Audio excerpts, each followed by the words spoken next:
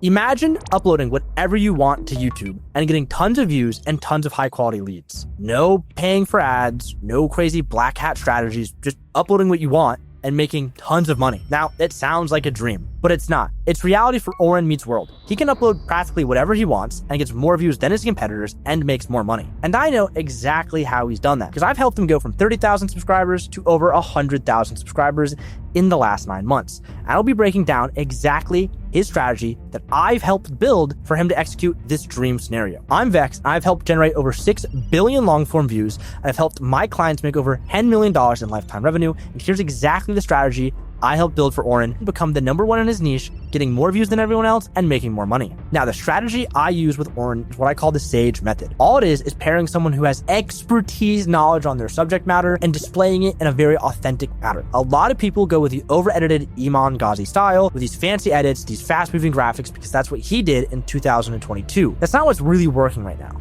What's working right now is authenticity, and if you can leverage that by being a subject matter expert, it is an unbelievable win. And this is exactly what I've done with Oren. Oren, you see, is a subject matter expert on all things marketing and fashion and marketing trends. So all I did was I just paired exactly what he knows with his authentic delivery. He's just authentic.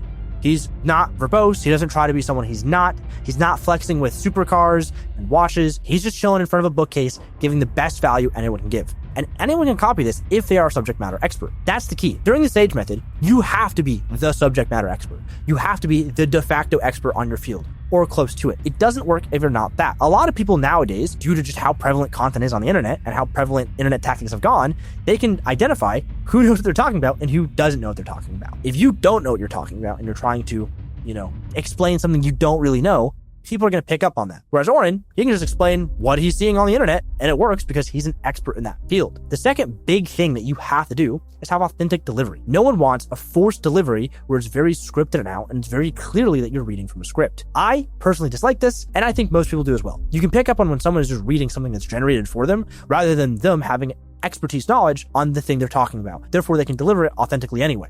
Now, I should specify, there's a little bit of nuance to this. You can't just go out there and make exactly what you want all the time. Most of the time, you can. And for Oren, that is the case. Most of the time, he can go out there and make whatever he wants to make, and it'll do pretty well for him. The reason is, he knows exactly what he's talking about. But the secondary reason, and the most important that most people kind of miss, is that the content that he wants to make is also content that people want to watch. He's actively looking to make content to educate an audience, and there's an audience out there looking to consume the specific content. Whether or not they're actively looking for it by searching it up, or passively looking for it, just it's on their homepage and they click, that's what matters. And that audience exists. That exists for most entrepreneurs that are subject matter experts in their field. Now, granted, marketing is somewhat sexy, and especially when it comes to fashion, it's even more sexy because you have the rise of clothing brands. He doesn't really talk about that, more so the marketing trends within the fashion industry, which people find interesting. They like getting educated on this. And that's the key. If you are a subject matter expert in a field where people want to consume content and get better at their craft, you want to do so in a way where you're delivering the most trending topics and the most interesting things they can learn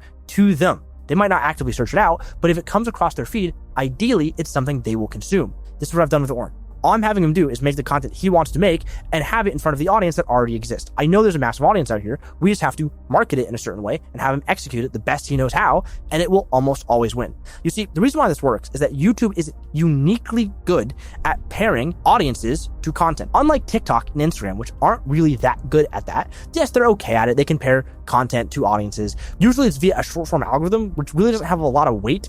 And generally, yeah, you are pairing content, but no one's ever going to walk away from a short being like, I learned something.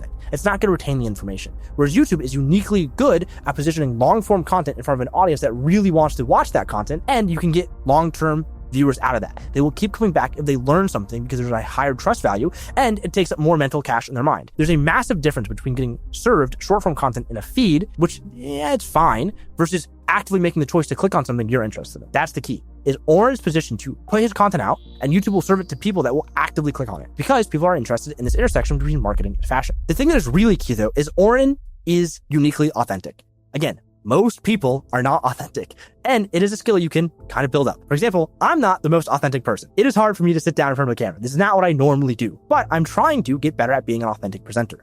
Oren, he's just got that swag. He can just do that. And because he can do that, it works really well for him. A lot of people can do this. It's a skill that takes probably around 3 to 6 weeks to cultivate. And if you cultivate it well and correctly, it pays off dividends because people have higher trust affinity for you. They are more likely to purchase from you. They are more likely to keep coming back because you are seeing someone, not only as an authority, but someone who's not trying to push something on them, not trying to live in a certain way, which is basically mining their attention for money. It's someone who's trying to genuinely help. And you can position yourself as an authentic person, genuinely trying to help, like a sage type character would, you will end up reaping rewards long term. Early Hormozy is someone that I think was really good at this. He was just a sage type character who was a subject matter expert trying to help his audience make more money. Now it's a little bit different after all the book launches. He's probably less of a sage character and more of a sorcerer type character and a different archetype. But regardless, early Hormozy was great. Current Oren is fantastic. Early Sam Ovens was also fantastic in this regard, someone who could just sit down and spit game because he genuinely wanted to help people and it was interesting for him to make that content, and there was an audience of people that were willing to consume that content because it actually directly helped them even though they're not searching it out. Now, there is one massive upside to this. There's a few downsides. This is a less precise strategy than something that I talked about with Dr. Diamonds. I'm not really aggregating the competitors that Oren has. I'm aggregating the interest of the market. I am also interested in marketing, so it's a unique pairing with me and Oren where I will find trends, or I will see trends in the macro or the micro markets of attention for marketing / fashion in that intersection, and I can be Oren, hey, I think this would be a good idea. And vice versa, he'll be like, hey Vex, I think this is a good idea. And then I'll be like, I'll qualify it. I'm like, oh yeah, this is actually a great idea. We should do this, or we should do this with this format instead. So we have a very organic partnership that allows us to have these winning ideas and these winning moments and these winning streaks. Best part about this is that because Oren is uniquely authentic and he makes great content that helps his audience, what ends up happening is that that audience has a lot of equity with him. It's what I call viewer equity. When you have someone that trusts you a lot and that keeps returning, they have higher viewer equity with you. So he's built this audience with massive viewer equity. So when he sells with a video along the lines of how to make money as a creative in 2026, which is one of the videos that he did as a general CTA to a product, it converts really well, generating him over 1,500 qualified leads for a pretty expensive high-ticket course. This is something that works incredibly well for anyone that does choose to go the sage route. If you delay gratification long enough and you are an authentic person that can put out really valuable content to a dedicated audience, when you do decide to sell, the amount of money you will make from selling versus when you try to sell up front will be massive. It is the best part about being a sage because you can make mostly what you want. An audience will consume it if they exist. In most cases, they do. And when you do decide to sell, you end up making more money on the back end because they have so much trust with you because you've given away so much content and value for free and have helped them in so many ways. Now, if you want me to help, you can click the first link in the description below. And hey, don't want to pay for anything. You can sign up for my free newsletter where I'm going to be giving away everything I know for free.